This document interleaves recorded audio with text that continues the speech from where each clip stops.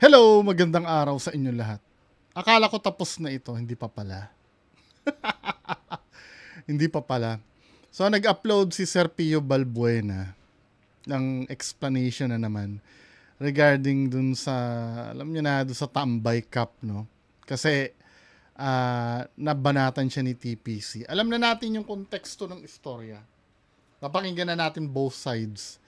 Pero tila hindi pa yata tapos yung pagde-defend ni Sir Pio Balbuena. So panoorin natin to mga kababayan ko. Ano ba yung nilalaman nitong video niya? Merong content creator na dumadagdag sa paninira sa Tambay brand na binuo ko at nagtatago sa matalinong opinyon. Never ako naging advocate na maging tamad ang isang tao. Kaya nga sa box namin nilagay kung ano yung Tambay brand na binuo. Hindi naman sinasabi na nag-advocate ka ng ng mga tamad.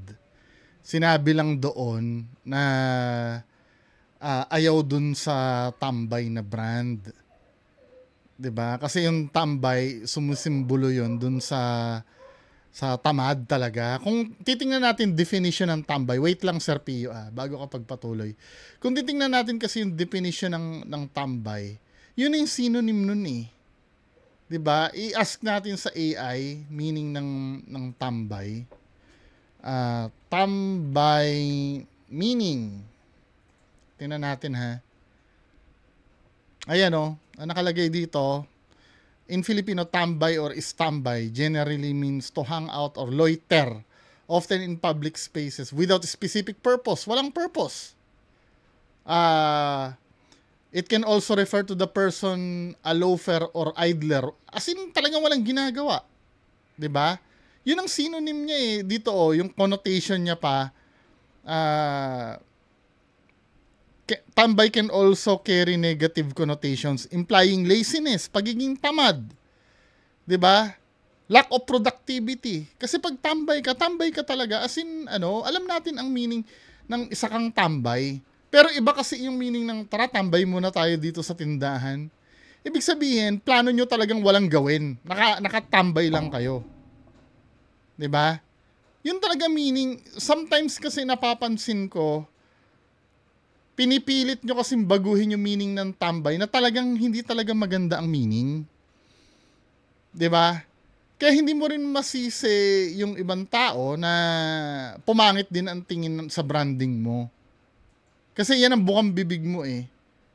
Hindi naman sinasabi na advocate ka ng naiintindihan ko naman na gusto mong tulungan ay yung mga tambay, no? Pero ganito kasi yan eh, no? Ito kasi naiisip ko, correct me if I'm wrong sa mga tao na nakikinig. Let's say, dati akong pokpok, no? Babae ako, dati akong pokpok. 'Di ba? Ngayon, umunlad ako, nagbalik loob ako sa Diyos. Tapos,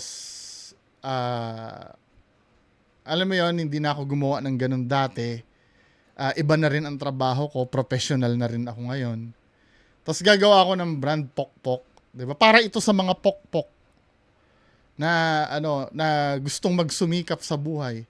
Parang kasi talagang hindi mo masisisi yung ibang tao na may ibang isipin. 'Di ba? Ito sa akin, no. Partially ang dating kasi sa akin, parang gino-glorify mo nga parang tama yung term eh. Gino-glorify mo yung word na tambay na hindi siya maganda. Now, yung sana yun din na naiintindihan mo sa tao. Actually, kung iisipin ko din naman yung ibig mo sabihin, maganda din naman talaga. Maganda din naman kasi tinuturuan mo yung tambay, diyan ka nag-start sa tambay. Pero pagka na-real to kung ano talaga ang meaning ng totoong tambay, doon lang tayo sa meaning talaga ng ang sinabi naman, kalinaw-linaw naman sinabi sa sa video ni TPC, literal na meaning ng tambay. Hindi hindi yung brand mo. Well, nasabi niya yung brand mo, no, na kaya hindi ko trip yung parang ganoon parang hindi niya gusto yung tambay kasi nga hindi maganda yung yung meaning nung literal na meaning ng tambay kasi siguro iniisip niya personal opinion niya pag nabasa yun ng na tambay, isipin baka tambay nga siya, 'di ba? Sa mga hindi nakakaalam nung brand mo. 'Di ba? For example, yung example ko kanina, pokpok. Pag suot-suot yun ng babae na may nakalagay dito pokpok o puta, 'di ba? Mali lang ba ng tao kung anong history bakit puta or pokpok yung brand ng cup na binibenta ko. 'Di ba, min? Actually, wala, kung tinitingnan ko nga, walang paninira talaga dun sa dun sa, siguro may time na pag pinakinggan mo, masasaktan kung ako yun, yung, let's say, ako si Pio Balbuena. Pag pinakinggan ko nga naman yung sinabi ni TPC, may mga time na masasaktan talaga ako. Pero mas maganda sana ang ginawa, hindi na dapat pinansin eh. Yun ang pinakamagandang ginawa, hindi na dapat pinansin kaysa magwala-wala. Alam ko mahirap yan eh, yung hindi pagpansin sa mga ganyang bagay. 'Di ba? Lalo na yung mga yung mga naninira sa 'di ba? Parang ang feeling mo lagi mong kailangang i-defend yung sarili mo kahit na hindi naman dapat, 'di ba? Well, siguro di ko siguro may iniingatan kang negosyo. Eh ako naman, kahit siraan din naman ako ng kung sino-sino dyan, wala namang mawawala din sa akin. Di wag akong panoorin. Kahit kailan, hindi naman ako nagkaroon ng mataas na views. Di ba? Kahit na anong sabihin pa sa akin ng ibang tao, di ba? Wala naman ako inaalagaan na pangalan din. Meron din naman, konti, di ba? Meron din naman akong inaalagaan. Kaya ang number one rule, mga kababayan ko, wait lang kwentuhan lang tayo. Pagdating diyan sa mga ito sa usapin na siraan, number one rule pag nasa social media ka, wag ka talagang magmamalinis kahit kailan. Kasi pag nagmalinis ka at nabuking ka, na may kalokohan ka, yari ka eh. 'Di ba? Kaya nga lahat tayo, walang perpektong tao sa buong mundo. Walang perpekto. Kahit sino sa atin may bahid ng kasalanan. 'Di ba? Walang sa atin. Kahit nga minsan yung mga tinatopic ko, yung mga ghost hunter sa gabi, sila Sir Donsky, sila Kuya Red, baka mamaya mas malala pa ako diyan eh. Kung makilala niyo ako ng totoo. Baka mamaya mas malala pa ang ugali ko sa mga yan eh. Mas malala pa yung kalokohan ko. Yung mga yan na may make lang ng video yung mga yan eh. 'Di ba? Malay mo, ako, mas malala pa pala dyan. Hindi nyo alam, killer pala ako. 'Di ba? Hindi nyo alam, estapador pala ako. Kaya lang, dito sa social media, hindi kasi natin pwedeng palagi na lang palusot na kayo ba, perfecto ba kayo? Perfecto ba kayo? Hindi may topic kasi tayong pinag-uusapan eh.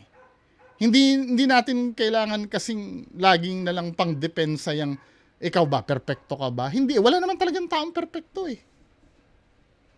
'Di ba? Kahit ako hindi ako perfecto. Nuknuk, baka nga pagka nawala ako sa mundo, diretso akong impyerno eh. 'Di ba? Pero sometimes kasi may pinag-uusapan kasi tayo sa video. Pag pinag-usapan natin sa video, lalo na yung mga nakikita natin sa may video tayo nakikita sa YouTube. Pag-uusapan natin yon. Ano kayang tingin natin dito sa video na to? Feeling ko scripted itong video na to eh, 'di ba?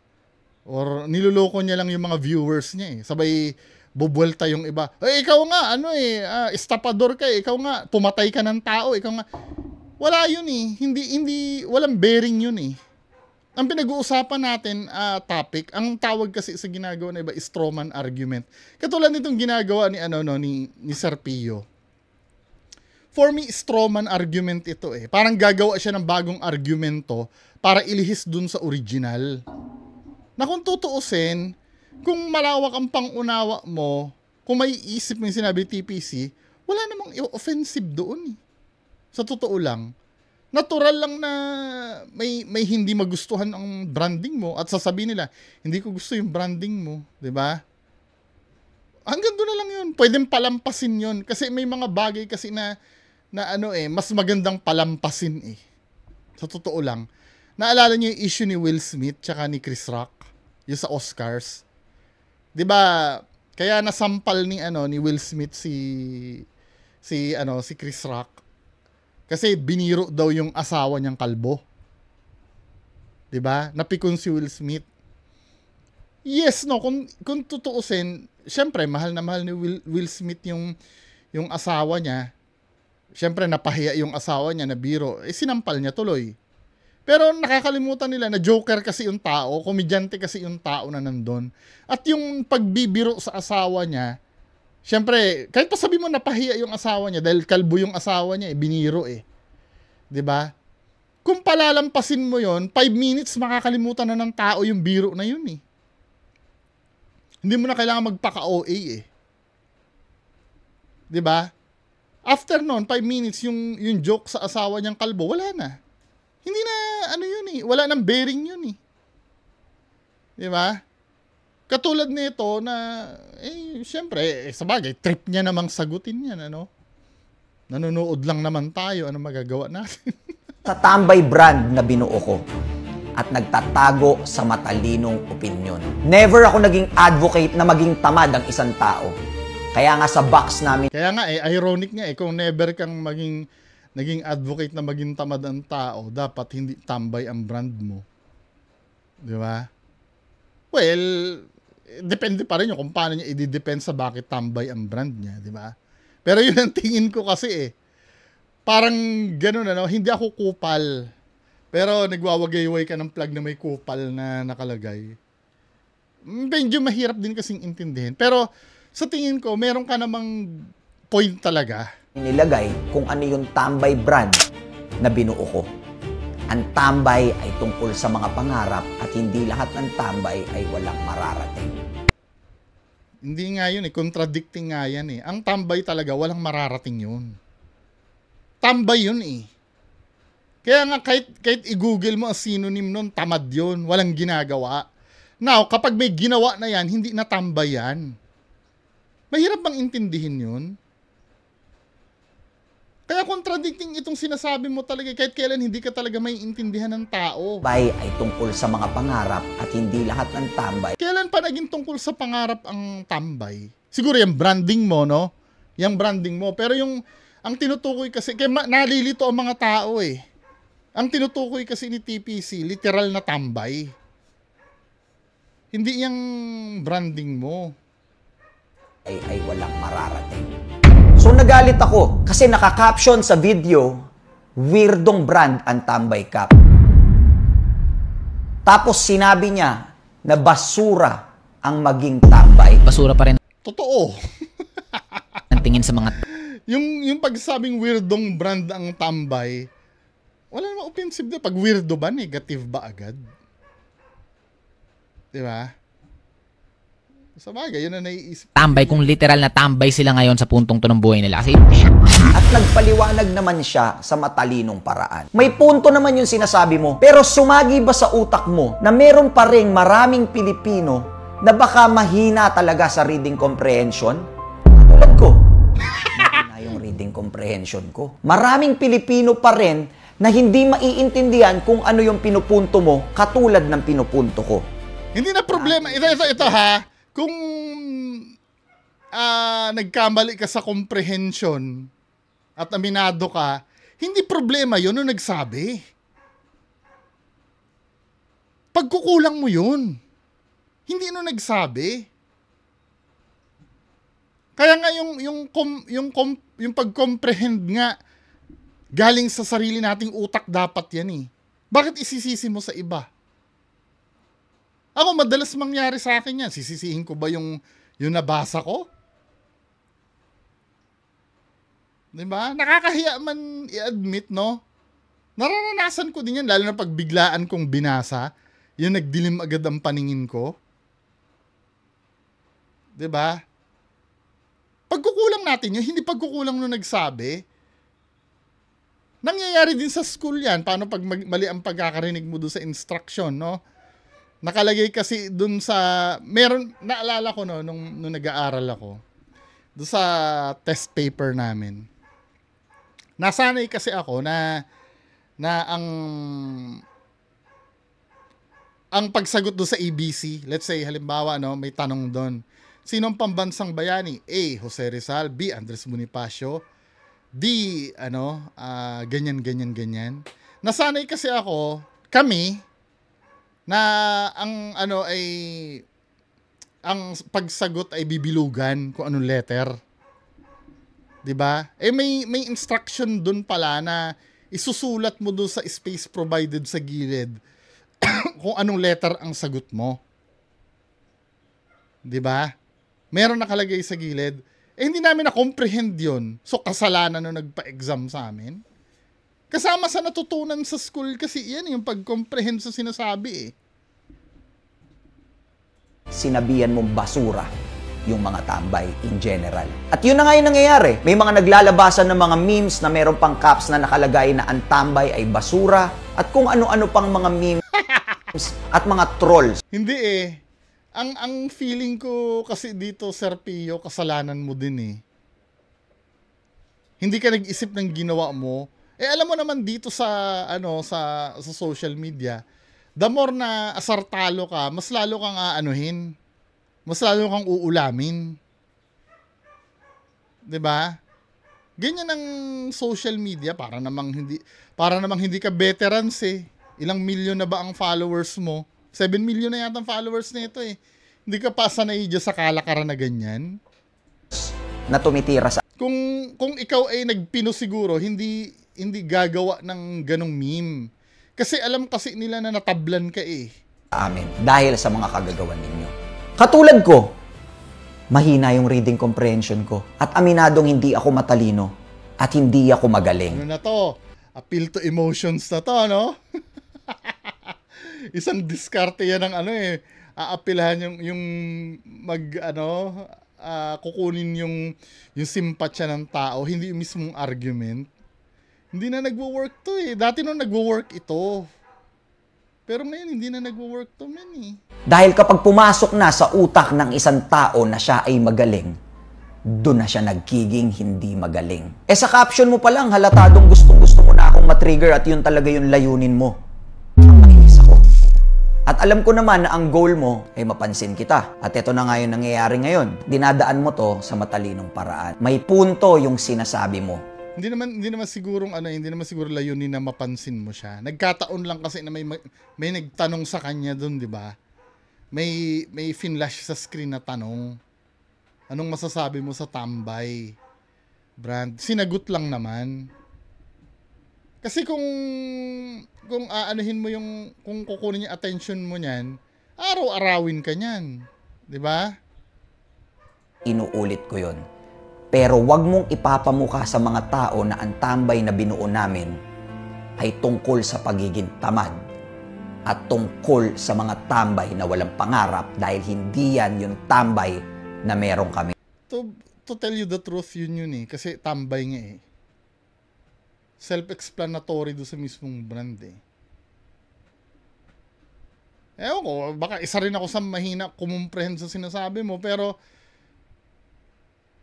kasi yan sa totoo lang talaga, confusing kung bakit nakuha talaga yung word na tambay na yan, naging brand, no? Well, trip mo naman yan Trip mo yan na gawin mo. Pero, ang daming pwedeng, gawin brand Pwedeng gawin brand, Sikap. Diba? Sikap Caps. Or Gilas. Ay, may basketball na pala nun. Or Astig, meron na. Basta yung positive, tayog sa pangarap, di ba? Matayog ang pangarap. Madami Kasi talagang the word itself negative na Kailangan mag-effort ka talaga ng magaling na paliwanag yan para tanggapin ng tao na na isang positive. Tapos the way you market pa, laging inaano mo pa yung mga tambay. Mga tambay, tambay. Mga tambay dyan. Alatang hindi brand yung tinutukoy mo. Talagang mga tambay talaga yung Di ba? Kasi sa bagay binuo niya na yung brand na yan, eh, no? Hanap ka na lang ng ano ng ng way na para maging positive yan, pero mahirap kasi, 'di ba? Lalo na sinasabi mo pa mahina ang comprehension ng mga tao at aminado ang kasama ka doon. Eh mas lalong mahirap i-comprehend yan, yung tambay na maging positive. 'Di ba? Sumagi ba sa utak mo na meron kami mga tambay na natutulungan? Mga tambay na nakagraduate na gamit yung tambay caps namin? Mga resellers namin na kumikita Hindi na tambay yung mga yon. hanggang ngayon. So, ang sabi mo, tambay na ngayon yan, yung mga reseller mo. Eh bakit sinabi mo doon sa ibang picture na, ay sa ibang video na pinost mo yung nagde-defend sa'yo na hindi naman daw yung mga mismong tambay ang tinutukoy mo? Confusing eh. Nagbubungguan kayo ng ng dahilan nyo. Kasi Sir Pio, pag yung tinulungan mo ay kumilos na, hindi na tambay yan. Hindi mo na siya pwedeng tawaging tambay. 'Di ba? Parang sinasabi mo ganito, no? Ano ba yung word na kakain ako ng bigas? Pag yan ay naisaing mo, kanin na yan eh. Paano kakain ng bigas? Yung ilalagay mo sa hindi mo makakain ng bigas. Kaya nga yung marami ka pang kakainin bigas. Parang hindi maganda pakinggan eh. Kanin na yon pag kinain mo na. Nagiging ko sabihin, hindi na siya bigas. 'Di ba? Ganito yan nilagyan ko ng tubig ang alak para lumamig. May sense ba yung sinasabi ko? Wala eh. Yelo yung nilagay mo, alam natin na yan ay dating tubig. Pero dahil naging yelo na siya, hindi na siya tubig. Kaya hindi mo pwedeng sabihin na ilalagay mo yung tubig sa alak para lumamig. Or nilagyan ko ng tubig yung baso mo para pag naglagay ka ng Coke dyan, malamig na. Hindi maiintindihan ng tao yun. Kasi nga, the fact na yung yelo ay dating tubig yun, hindi na siya tubig, yelo na siya eh. Parang yan, yung mga tinulungan mong tambay na tinutukoy mo, hindi na siya tambay. Mga nagtatrabaho na yung mga yan. Oo, tambay sila dati noon, nung tinulungan mo. Pero kasi, I hope you understand my point, no? Diba? Sa explanation, lalo kung, dapat hindi ka na nag-explain. Kung ako lang lalong gumugulo men. Na pinantutos-tos nila sa pag-aaral nila. Mga resellers namin na tambay caps na lang yung inaasahan nila para makatawid sa pang-araw-araw na pamumuhay. Kahit papano, may mga tambay na rin kaming naiahon kahit papano. At nakatulong yung brand namin sa mga buhay nila. Sumagi ba sa utak mo na mayroong mga tambay na umaasa na lang sa pagpopromote ko at sa pagko-content ko at kumukuha ng sales sa comment section? Pero dahil sa ginagawa niyong paninira, ay dumadami yung mga negative comments ng mga troll armies na matagal na. Ito pa Ito pa parang sa akin fallacy ito yung sinasabi mo na tinutulungan mo yung mga yan. Tinutulungan mo ba yung mga yan? Tanong ko lang to o yung sarili mo.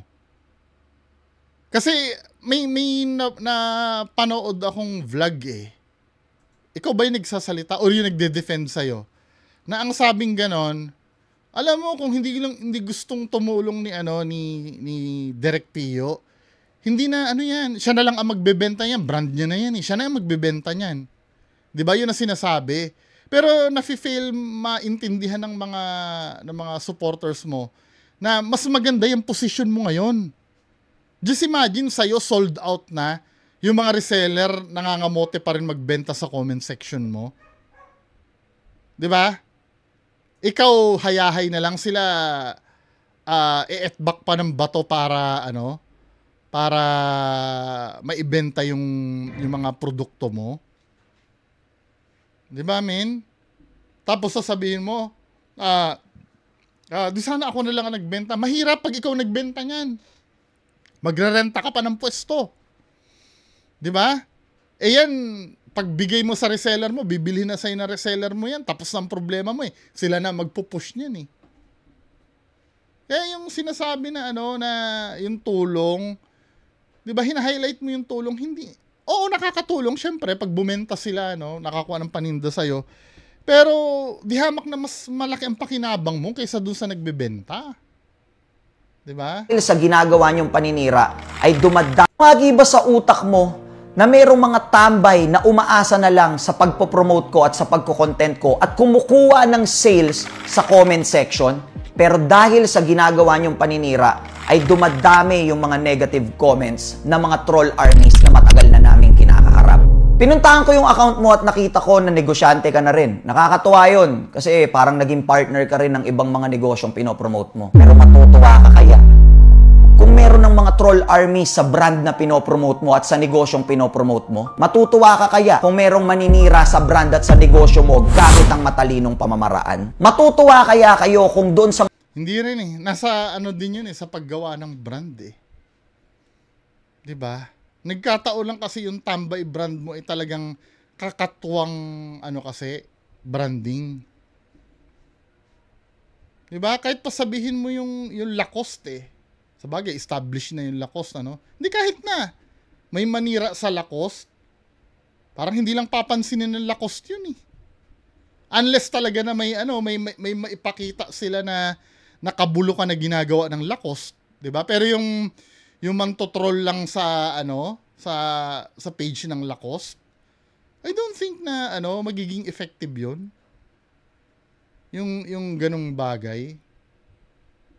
Mga comments nyo at sa mga tindahan nyo na inaasahan nilang sales ay puputaktihin ng maraming mga troll armies. Kaya ko din pong magbayad ng troll armies pero hindi ko yun ginagawa dahil wala yun. Ito pa, old argument na to yung sinasabing mga bayaran. Show us proof na binayaran yun. Kasi ako nagko-comment din ako sa page mo. Kung may bayad man yan, pwede nyo ipadala sa akin yung bayad. Pero hindi eh. Hindi mo ba napapansin na legit na account yung tumitira sa'yo? Hindi troll. Kasi sometimes, to be honest, pag pinapanood ko kasi yung mga post mo, kahit na ayoko siyang panoorin, syempre dadaan sa wall ko. Nakakabwisit kasi minsan yung yung ang tingin ko kasi pambobola mo sa tao eh, yung ang resale value nito, lahat puro resale value eh. 'Di ba? Hindi naman bawal 'yon, pero yung kukumbinsihin mo yung tao, yung na tataas ang resale value dahil pinirmahan mo na, may pirma ko. Siyempre, nasa demokrasya tayo. Sometimes, gusto mong mag-comment dun sa kabulshitan na nakikita mo, di ba? Hindi naman bawal yun eh. Pwede mo namang, katulad nun, nag-comment ako sa'yo before. Nireplyan ako ni Sir Pio nun eh. Sabi kong ganon. Sabi mo kasi doon sa post mo, itong cup natin, sold out na agad. Sabi kong ganon, ubos na daw. Sabi ko, paano magiging ubos ang daming reseller na nagbebenta dito sa comment section mo? Then hindi mo ko sinagot ng diretsyo. Parang ang in-ad hominem mo ko agad na mahina ang parang hindi ka wala kang isip. Parang ganun, something like that. Hindi ko na matandaan yung exact words. In-ad hominem mo na ako na agad na kaya nga reseller eh. Hindi eh, ang sabi mo kasi ubos na. Kung ubos na, bakit marami pa nagbebenta doon sa comment section mo? Hindi mo linawin saan ba ubos, sa sarili mo, sa bodega mo ubos, o sa reseller mo. Kasi gumagawa ka ng gumagawa ka ng artificial na demand eh, or hype eh. Parang, ubos na tataas na ang resale value niyan. Siyempre, as netizen, lalo na pagbakanting oras ko, lalo na pagtambay ako, wala akong ginagawa, mako-curious ako, ano ba ito? Kasi nasa public yung video nyo eh. Siyempre mako-curious sa papanoorin ko. Pag nakita kong kabulshitan, tapos may comment section, magko-comment ako doon. Di ba? Kasi, yan eh, nasa public kasi yung post nyo, min eh. Sa prinsipyo at pagkatao ko. Marami na kaming kinakaharap ng mga troll accounts at fake accounts na hindi ko malaman dahilan kung bakit. Pero patuloy pa rin kaming naninindigan sa pangarap at sa brand na tinayo namin. Sabi ko nga, kung ang kapalit ng mga panlalait at pandudurong nyo sa brand ng tambay na binuo ko ay ang may mga natutulungang mga tao, at nangangailangan tao ay okay na rin para sa akin at ako na lang yung sasalo ng lahat. Natitrigger ako kapag ka nadadamay na yung mga tambay at yung mga resellers namin kasi alam ko kung Dito sa part na to, parang sila yung binabala mo, men. Parang kahit hindi naman sila yung tinira, yung mga, may nabanggit bang reseller dun sa ano ni TPC? Wala naman yata eh. Parang anong nangyayari, gumagawa ka ng army mo na ibabala sa kanyon. Diba? Wala naman binanggit na reseller dun eh. Brand lang ang sinabi. Tsaka yung literal na meaning ng tambay. kung ano yung pakiramdam ng walang oportunidad. Alam ko yung pakiramdam na walang-wala ka. Alam ko yung pakiramdam na kahit na hindi ka na nga lang manghingi sa mga tao, magtitinda na lang sila ng tambay cup namin nang wala silang inaapakan tao. Pero inaapakan sila at nilalait ng pinapapuyos yung damdamin. mga tao dahil sa matalinong paraan na ginagawa mo. Ibabalik ko ulit yung tanong, paano kung sa mga negosyo nyo mangyari yung ginagawa nyo sa amin? Yung kinakaharap naming pressure, yung I'm so sure, alam nila na hindi sila magpapanik katulad ng ginawa mo. 'Di ba? Naming stress. Pero sa kabilang banda, ayos lang lahat yun sa akin. Kasi sabi Naging ayos na rin, ano. Ako naghang pa.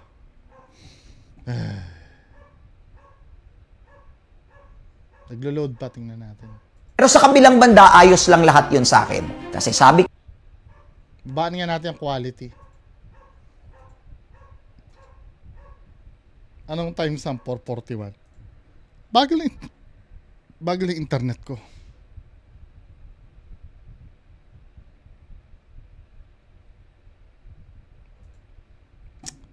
Ay, nako. merong 4:41. Ini-skip ko lang, ha. ibabalik ko ulit yung tanong, paano kung sa mga negosyo nyo mangyari yung ginagawa nyo sa amin? Yung kinakaharap naming pressure, yung kinakaharap naming stress. Ano yan? Normal sa negosyo kasi yan eh. Yung mag-expect ka ng, ng ikakasira ng negosyo nyo. Normal yan.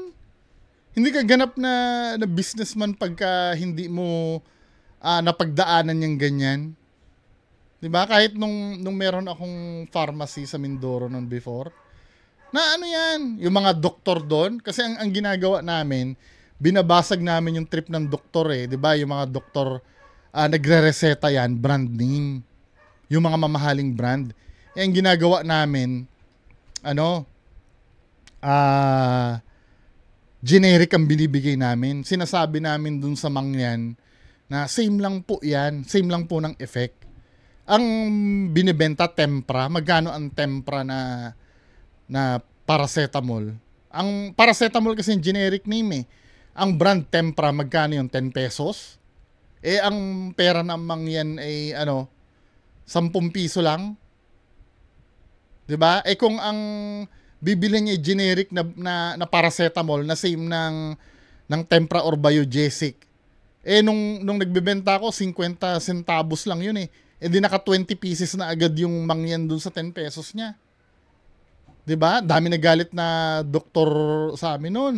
Kung ano-anong isyong pinukol sa amin noon na may ghost pharmacist kami kasi bawal ka kasi magtayo ng pharmacy na wala kang pharmacist na standby.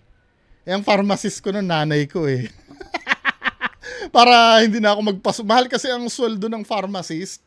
Eh, nanay ko eh, hindi naman yun eh.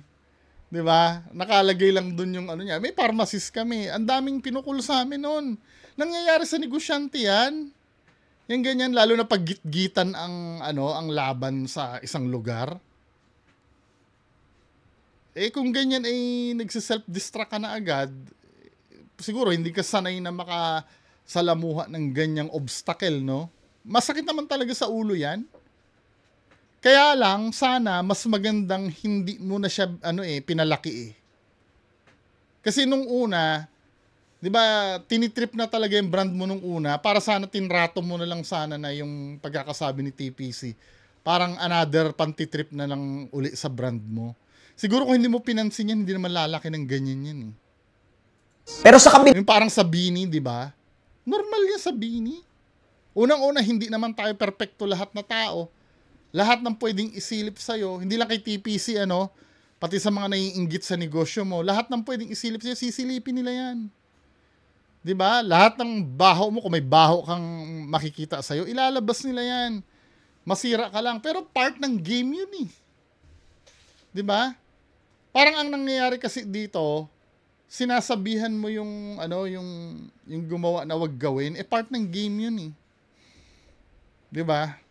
Ilang banda, ayos lang lahat yun sa akin. Kasi sabi ko nga, kung ang kapalit, may natutulungan, ayos na lang din yun. Pero pag sila na yung apektado, minsan, may mga bagay na hindi dapat tayo pinapalampas. Magdidemanda ka? Bagay. Anong Pero kaso? kapag sila na yung apektado at wala silang boses dahil hindi na... What do you mean, hindi ipapalampas, magdedemanda? Pwede naman yun. 'Di ba? Option din naman ang demanda eh. Pero, anong grounds? Pero kung ang sinasabi mo na hindi mo palalampasin sasagot-sagutin mo lang sa social media, hindi yun. Hindi siya magandang ibig sabihin, hindi siya magandang move. Demanda mo siguro, oo. Kaya lang, yung pagdedemanda kasi, hindi, akala kasi ng ibang tao, pag nagdemanda ka, madali lang, magsusumbong ka sa fiscal, magpa-file ka, both kayo nung ididemanda mo, both yung abala sa inyo nun. Hindi maganda yun. Kahit pasabihin mo na ikaw yung yamado, siyempre, yung stress nun, attend ka ng hearing. Hindi yan madali, kahit doon sa nagdidemanda mismo.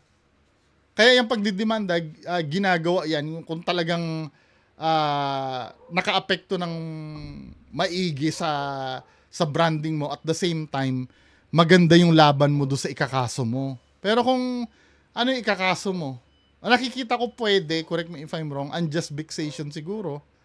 Pero walang kwentang kaso yun eh. Hindi, may kwenta naman pero minsan pamumultahin lang yun or minsan nga wala ngang multa yun eh. Wala lang, kinasuhan lang, 'di ba? Yung unjust vexation. Yun ang kaso na parang wala lang, nairita ka lang, ganun lang. Parang sayang yung pagod. Mga followers ng ibang resellers namin, kailangan kong tumayo at ipaliwanag sa inyo kung ano yung tambay na meron kami. At yun ay tungkol sa mga pangarap. Hindi yun tambay na pinupunto mo. Pero wala na. Kung hindi pala yun yung tambay na pinupunto mo, bakit ka naapektuhan dun sa sinabi? Di ba?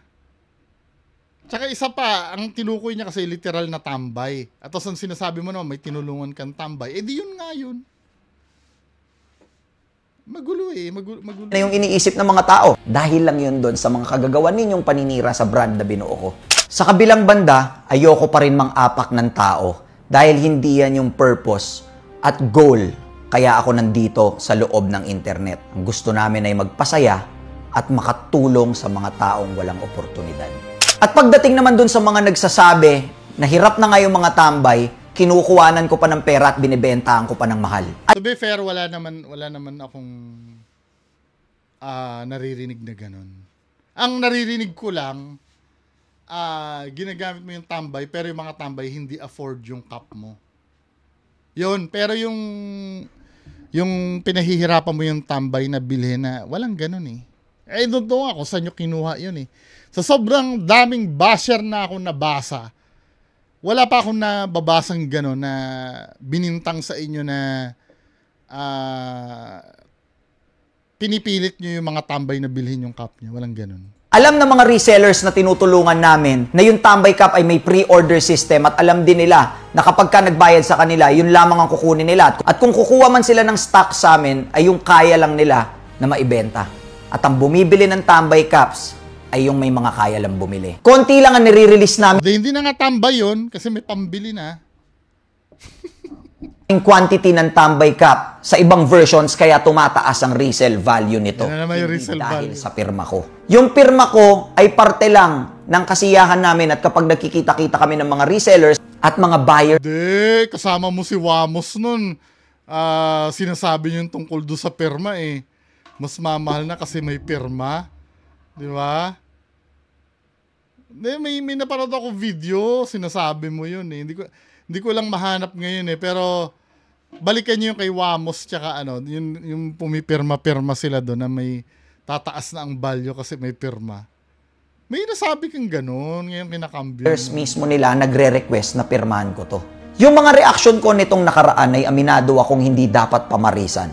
Dala yon ng galit na gusto nyong makuha sa akin. At kaya ako nag-video para humingi na rin ng pasensya sa mga supporters ng Tambay na na-disappoint ko dahil sa ginawa ko na yon. Nadala lang ako ng emosyon ko. Humingi na rin ako ng pasensya sa pamilya ko, pero hindi ako hihingi ng pasensya sa mga katulad nyo na patuloy pa rin na naninira ng ibang tao, lalo na ng brand ko, para sa pansariling kapakanan. Saludo pa rin sa lahat ng mga tambay na nangangarap at nagsisipag araw-araw para maabot lahat ng pangarap nila sa buhay. May sinasabi dito si Aklas. 'Di ba? May mga opinion kasing hindi na dapat isinasa publiko, lalo na kung sa tingin natin ay wala namang positive impact o magdudulot ng away o gulo na de-defy yung purpose ng matalinong opinion kuno kung nahaluan ng personal disgust, hate sa specific na paksa. Pero may bawi sa dulo na opinion ko lang, hindi para sa akin yan. Hindi ako market yan. Madaling sabi, let's all be genuinely happy na lang at mag-instigate ng hate, sad ng buhay. Nagbebenta din kasi ito siguro si Aklas.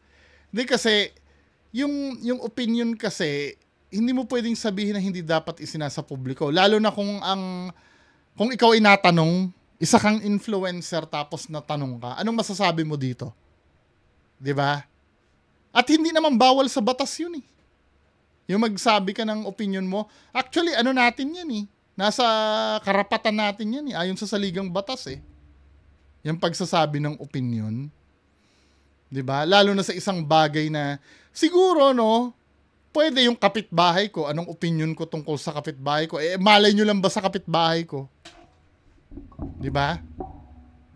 Ano pa ba opinion nyo? Opinion ng kaklase ko. Malay nyo lang ba sa kaklase ko? Ano naman ang mapapala nyo pagka nasabi ko yung opinion ko sa kaklase? Hindi naman kayo nakaka-relate doon.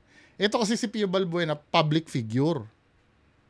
Anong opinion mo dyan? Eh di sasabihin ko anong ano. Kasi napapanood natin, may comment section nga itong ano niya eh. Itong post niya, di ba? Saludo lalo sa mga dating tambay na naabot na ang lahat ng mga pangarap nila sa buhay. Ako po si Pio Balbuena at ito ang tambay na meron kami.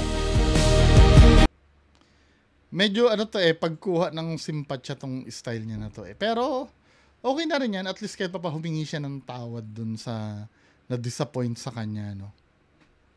Dahil mas maganda talaga na hindi na lang dapat talaga pinansin. Well, ganun talaga ang buhay. Magandang hapon sa inyong lahat. Yun lang. Bye-bye.